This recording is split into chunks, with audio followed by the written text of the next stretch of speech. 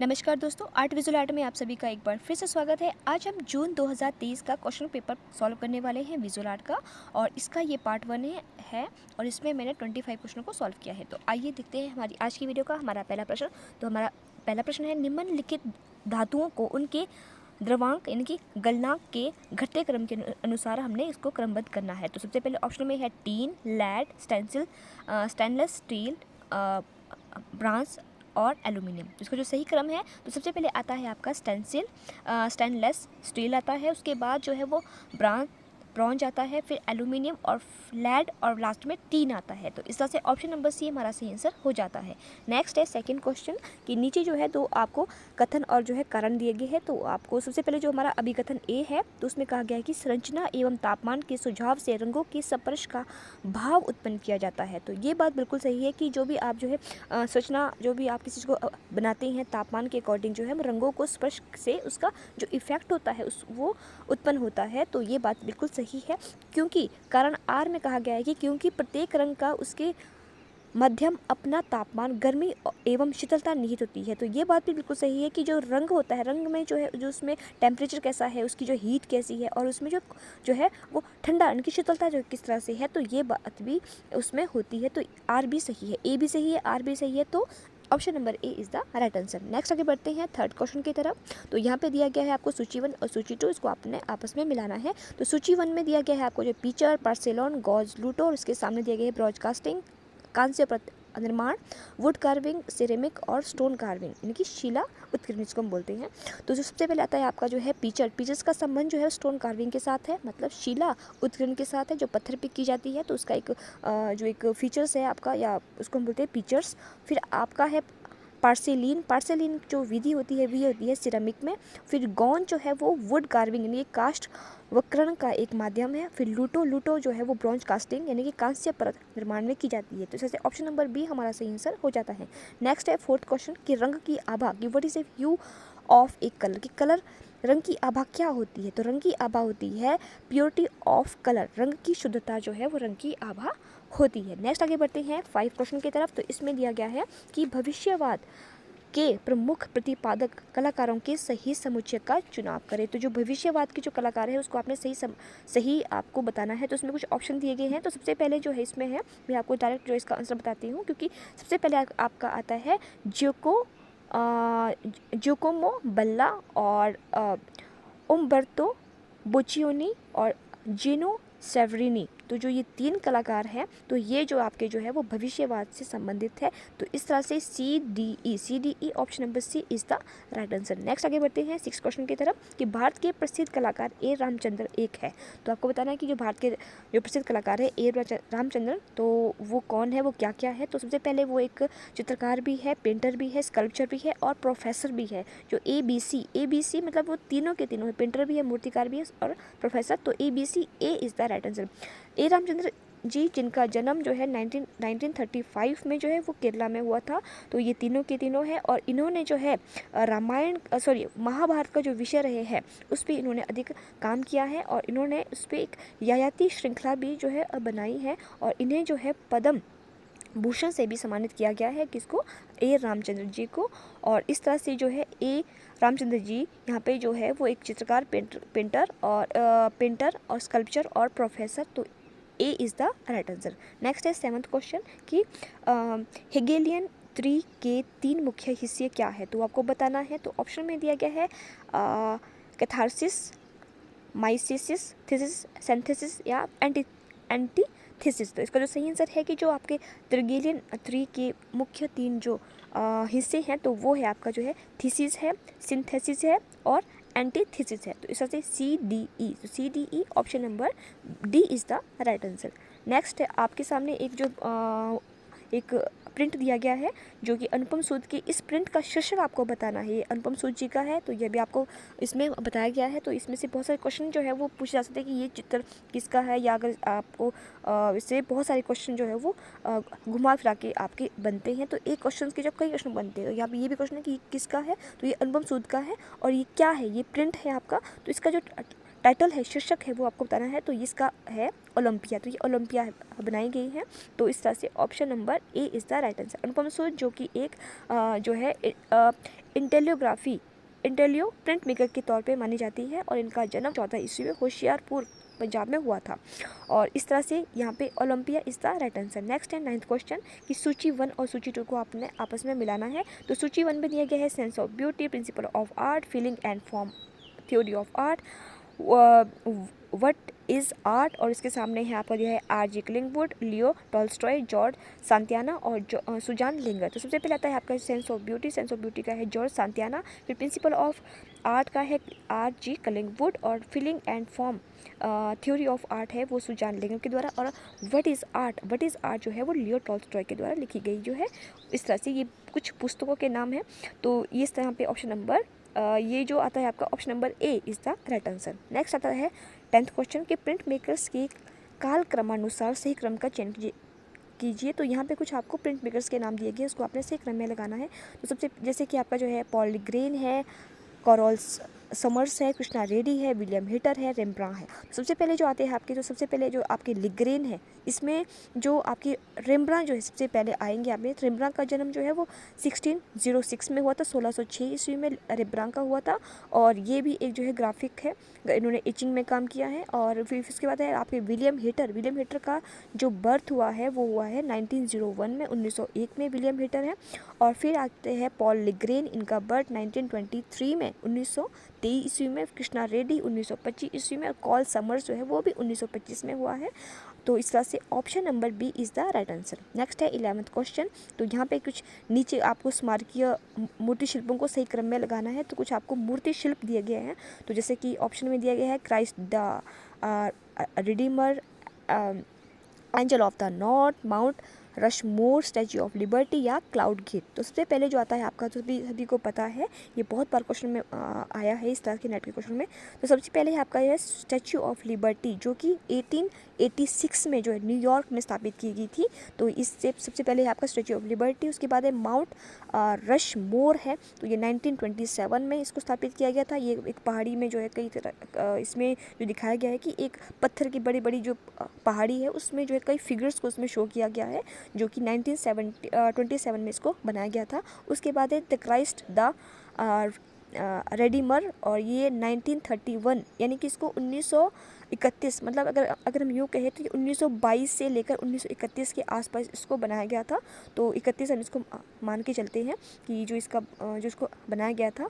फिर है आपका जो है एंजल ऑफ द नॉर्थ, तो ये अभी की लेटेस्ट बनी है। तो ये 1998 की है, 1998 की ये बनाई गई है। और उसके बाद है आपका क्लाउड गेट, जो कि अनीश कपूर के द्वारा बनाया गया है और 2006 में इसको बनाया गया है। तो इस तरह से option number C is the right answer. Next है 12th क्वेश्चन कि किस सन 1712 में किस स्थान पर डेनमार्क के मिशनरियों ने एक प्रिंटिंग प्रेस की स्थापना की थी। तो ये आपको बताना है। तो ऑप्शन में है आपको दिया गया है। तो ये भी क्वेश्चन जो है बहुत बार रिपीट हुआ है, तो आप चाहे इसको ध्यान से देख लेना, इस तरह के भी क्वेश्चन पूछे गए हैं। तो वो थे आपके ट्रेंडिक के बार, जो कि तमिलनाडु में है। तो वहाँ पे जो इन्होंने जो है डेनमार्क के मिशनरियों ने 1712 में जो है वो प्रिंटिंग प्रेस की स्थापना की थी। तो इस तरह से option number B is the right answer. Next है 13 क्वेश्चन। तो यहाँ पे सूची 1 सूची 2 दी गई है। तो सूची 1 में है इसोमी नागुची, मरीनी नामगाबो, ए जोकोमिती। और उसके बाद है आपका इसके सामने दिए कुछ आपके डेट्स दी गई है। तो सबसे पहले जो आपके इसुमी नागुची है, इनका जो बर्थ होता है वो 1904 में है।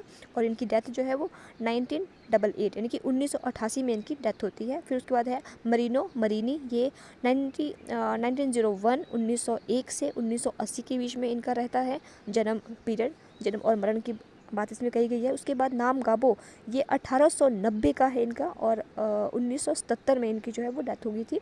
और फिर ए जोकोमिती जो है 1901 में है, और 1966 में जो है इनकी जो मौत हो गई थी। तो इस तरह से ऑप्शन नंबर सी हमारा सही आंसर हो जाता है। नेक्स्ट है 14 क्वेश्चन। तो यहाँ पे तो कि किसने कहा है कि कला परंपरा में निवास करती है और समसामयिक कला इसका नवीनतम विकास है। तो आपको बताना है कि ऐसे कौन से कलाकार जिन्होंने कला के बारे में कहा है कि कला जो है परंपरा में निवास करती है। मतलब कि कला जो है वो परंपरागत रूप से चलती आ रही है और समसमय कला की जो कि आज की कंटेम्प्रेरी जो आपकी आर्ट है वो एक इसका न्यूनतम रूप है, नया जो एक विकसित रूप है। ये बात कही थी क्लाइवेल के द्वारा, क्लाइवेल जिनका जन्म 1881 ईस्वी में हुआ था। तो इस तरह से ऑप्शन नंबर ए क्लाइवेल is the right answer. Next है 15th क्वेश्चन, बॉहाउस प्रदर्शनी कलकत्ता में किस साल जो है बॉहाउस प्रदर्शनी का आयोजन किया गया था, तो ये आपको बताना है। तो कलकत्ता में जो है सबसे पहले 1922 ईस्वी में जो ये बॉहाउस प्रदर्शनी का आयोजन किया गया था। आपको मैं बता दूं कि बॉहाउस प्रदर्शनी जो है ये आपके विदेशों की एक कला है, लेकिन इसको इंडिया में सबसे पहले जो है कलकत्ता में 1922 ईस्वी में कलकत्ता में Indian society of oriental art में चौथी प्रदर्शनी के भाग में इसको रखा गया था। यानी कि जो अगर बॉहाउस की अगर हम जो है बोले कि 14th जो इनकी एग्जीबिशन थी वो जो है कलकत्ता में 1922 में की गई थी। और कहाँ पे की गई थी? Indian society of oriental art में की गई थी। तो ये इसकी चौथी प्रदर्शनी थी, जो है 14th एग्जीबिशन थी, तो ये 1922 में। तो 1922 B is the right answer. Next है कि मूर्ति निर्माण में प्रयुक्त FRP का पूरा नाम बताना है। तो ऑप्शन में है आपको दिया गया है fibre ratio of plastic, fibre reinforced plastic, या फाइबर रिटेड प्लास्टिक, या फाइबर रिटर्न प्लेटेड प्लास्टिक। तो इसका जो सही आंसर है तो FRP जो सही तौर पे इसकी जो वो है मीनिंग है, तो इसका वो है आपका फाइबर रिफोर्स्ड प्लास्टिक। तो B is the right answer. Next है 17 क्वेश्चन, किस प्राचीन भारतीय कला शैली पर दूरस्थ ग्रीक रोमन कला को स्पष्ट प्रभाव दिखाई देता है? तो ये वेरी इंपॉर्टेंट है और बहुत ही आसान क्वेश्चन भी है। तो वो है आपका कुषाण कालीन, जिसमें हमें जो है भारत जो है जिसमें भारतीय शैली में इंडो ग्रीक यानी ग्रीक और रोमन का स्पष्ट प्रभाव दिखाई देता है। तो वो है कुषाण काल में। तो C is the right answer. Next है 18th क्वेश्चन। तो यहाँ पे भी आपको सूची 1 को सूची 2 के साथ आपको मिलाना है। तो पहले है आपका अल्लाह सीरीज क्रम संख्या 13 और जो है एलियन प्लेनेट इंटू 9 और वुड सीरीज और फिर भी है ब्लू फ्लाइट। तो सबसे पहले आता है अल्लाह सीरीज, जो ये बनाई गई है देवयानी कृष्णा के द्वारा। फिर है एलियन प्लेनेट, ये है RN प्लानियप्पा के द्वारा। वुड सीरीज जो है सोमनाथ होर के द्वारा बनाई गई है। ब्लू फ्लाइट जो है वो ज्योति भट्ट के द्वारा बनाई गई है। तो इससे option number C is the right answer. Next है आपका 19th क्वेश्चन कि गुप्तकालीन मंदिर स्थापत्य के विकास के क्रमानुसार निम्न को क्रमबद्ध कीजिए। तो आपको इसको सही क्रम में लगाना है कि जो कि गुप्त काल के स्थापत्य मंदिर है। तो सबसे पहले आपका है सांची गुफा संख्या 17, भरहुत गांव विष्णु मंदिर, दशावतार मंदिर देवगढ़, पार्वती मंदिर नचना कुठारा। तो सबसे पहले जो आपका आता है वो आता है आपका सांची गुफा संख्या 17 जो है। उसके बाद पार्वती मंदिर जो नचना कुठारा में है, फिर शिव मंदिर है आपके बुमरा में, दशावतार मंदिर है, उसके बाद देवगढ़ का है, और लास्ट में है भीतर गांव मंदिर जो कि विष्णु मंदिर में है। तो इस तरह से ऑप्शन नंबर सी हमारा सही आंसर हो जाता है। नेक्स्ट है 20 क्वेश्चन की जर्मन अभिव्यंजनावादी प्रिंट मेकर की पहचान कीजिए। अब यहाँ पे दो ऑप्शन बनते हैं कि ये जो सारे के सारे जो भी कलाकार हैं ये जर्मन से हैं और किस तरह के हैं? अभिव्यंजनवादी प्रिंट मेकर से, एक्सप्रेशनिस्ट प्रिंट मेकर्स के तौर पे ये जाने जाते हैं। तो आपने चुनना है। तो सबसे पहले है आपके जो मैं आपको आंसर बता रही हूँ, तो वो है आपके जो है अर्नेस्ट लुडविग किर्चनरेर, और फिर है आपके हैरिच हैकल, फिर है इमिल नोल्डे। तो बी डी ई। तो option number B is the right answer. Next आगे बढ़ते हैं नेक्स्ट क्वेश्चन की तरफ, 21 क्वेश्चन की तरफ की हायरोग्राफिक रिलीफ मूलतः किसका प्रकार है? तो ये आपको बताना है। तो ये है आपका जो है इनवर्स बेस रिलीफ, यानी कि व्युत्क्रमित बेस रिलीफ है ये आपका हायरोग्राफी। तो इसमें क्या होता है कि ये एक प्रकार की जो है लेखन प्रणाली है जो कि चित्रों से संबंधित है। तो इस तरह से option number inverse base relief is the right answer. Next है 22 क्वेश्चन, सन 1674 में ईस्ट इंडिया कंपनी के प्रतिनिधि भीमजी पारेख ने भारत में किससे एक प्रिंटिंग प्रेस खरीदा ताकि उसे स्थापित किया जाए? तो ये तो बहुत ही इजी क्वेश्चन है, और इससे रिगार्डिंग भी एक क्वेश्चन अभी हमने इसमें पहले पढ़ा था, इसी क्वेश्चन में, इसी एग्ज़ाम में। तो वहाँ पे भी आया था कि वो जो है वो कहाँ पे स्थापित की गई थी। तो यहाँ पे जो हमें प्रिंटिंग प्रेस जो खरीदा गया था, तो वो खरीदा गया था शिवाजी महाराज, जो कि option number D Shivaji is the right answer. Next है 23 क्वेश्चन। तो यहाँ पे आपको ये प्रिंट दिया गया है, तो ये आपको बताना है कि किस कलाकार के द्वारा बनाया गया है। तो ये है आपके के लक्ष्मणा गौड़ और ये और इसका जो टाइटल है वो है आपका जो है, इसमें जो है आदमी है, औरत है और वृक्ष को दिखाया गया है। तो के लक्ष्मण गौड़ जिनका बर्थ जो है 1940 में हुआ था, और ये बहुत ही एक जो है बहुत अच्छी जो है वो ग्राफिक के तौर पे इनको माना जाता है। तो इस तरह से सी के Laxman Gaur is the right answer. Next है 24 क्वेश्चन कि जब रंगों को एक सुखाकर सौंदर्यपरक ढंग से मिलाया जाता है तो उसे क्या कहा जाता है। तो आपको बताना है।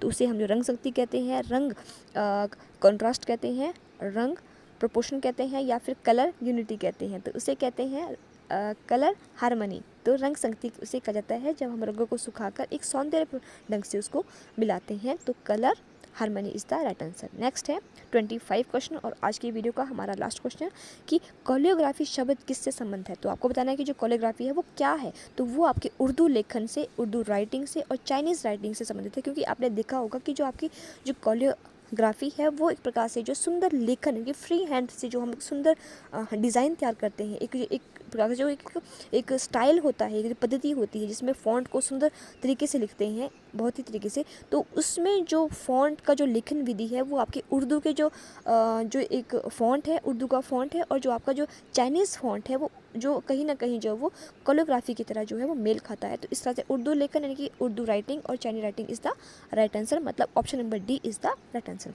तो फ्रेंड्स, ये थी हमारी 25 क्वेश्चनों की वीडियो, और आइए अब मिलते हैं अपनी नेक्स्ट वीडियो में जिसमें हम फिर से यही क्वेश्चन सॉल्व करेंगे, जिसमें 25 क्वेश्चनों को सॉल्व करेंगे। तो आइए अब मिलते हैं अपनी नेक्स्ट वीडियो में। तब तक के लिए आप सभी का बहुत बहुत धन्यवाद।